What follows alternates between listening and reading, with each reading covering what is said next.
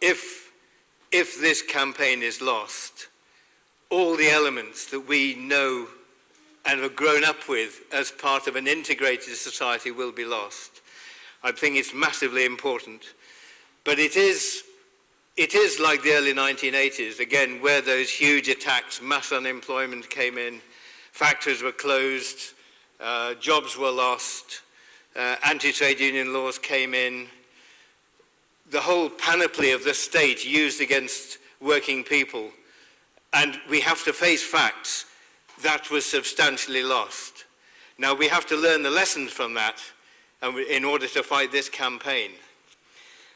One of the lessons, I think, is that we can't go for half measures this time.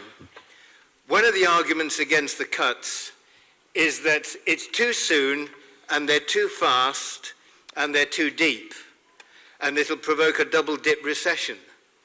Now, I think we have to counterpose that with the argument that these cuts are implicit in the system anyway.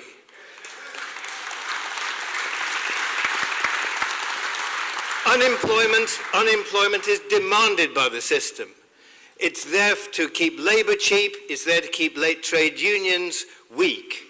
They need it. Investment banks competing with each other to make big profits will take high risks. It will collapse. This is not a few aberrant people doing mischievous things. This is implicit in their system. It's a system without stability. When they move large amounts of capital across the world, they leave unemployment in one place, they create slave labor in another. This is their system. There is no stability, there is no coherent society that we can create with it. And we now have to articulate an alternative.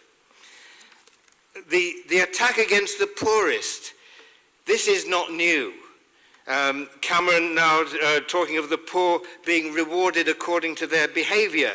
We hear discussions of lifestyle choices. Lifestyle choices. What country do these people live in?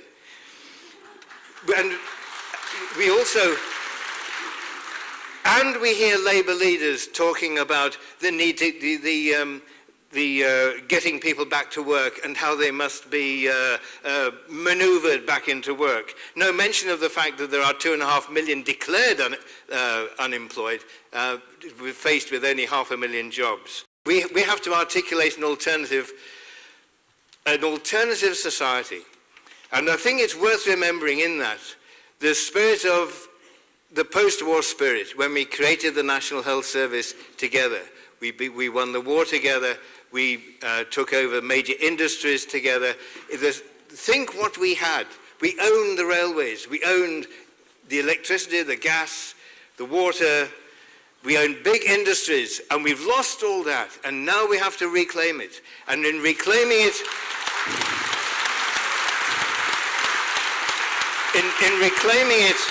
we have to construct our society based on equal opportunities and just social justice.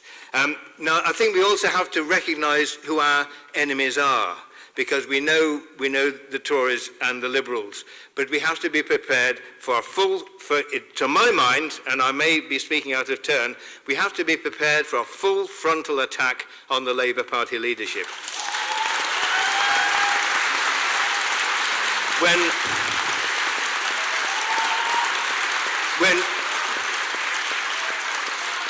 Ed Miliband came in and attacked irresponsible strikes, we knew where he was. Why didn't he say he would support responsible strikes? It's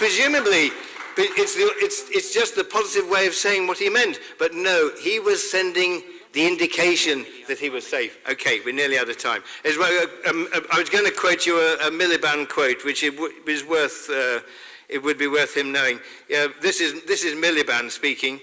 He said, "The belief in the effective transformation of the Labour Party into an instrument of socialist policies is the most crippling of all illusions to which socialists in Britain have been prone." And that was Miliband. Unfortunately, it was Ralph. So just to conclude, what we need and what the demands that we must make on the people who have brilliantly organized this meeting.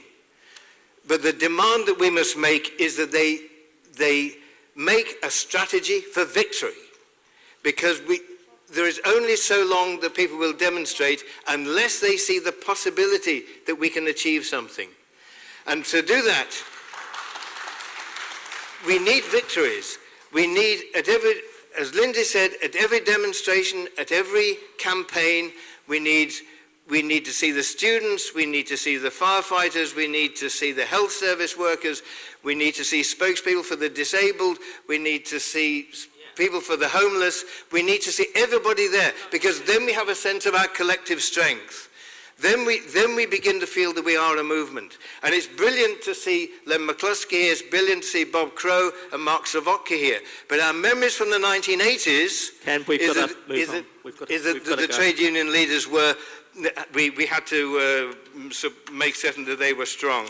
So we must keep our links. We must have a democratic organisation, and if we are together, we can get victories. If we're not, we shall be defeated. So let's learn the lessons. We've got to stick together. Thanks very much, Ken.